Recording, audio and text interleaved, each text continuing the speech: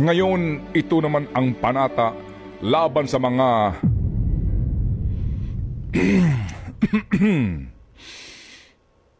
nambubudol sa Pilipino. Bilang Pilipino, magiging mapagbantay ako sa ginagawang pagnanakaw ng mga taong gobyerno sa bagong Pilipinas.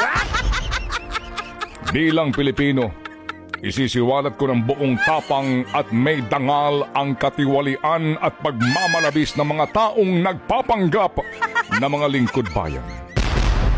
Bilang Pilipino, iaalay ko ang aking lakas, talino at kakayahan sa pagmumulat sa kaisipan ng mga dukhang pinagmamalabisan at nililinlang ng mga taong nasa likod umano ng sinasabing bagong Pilipinas.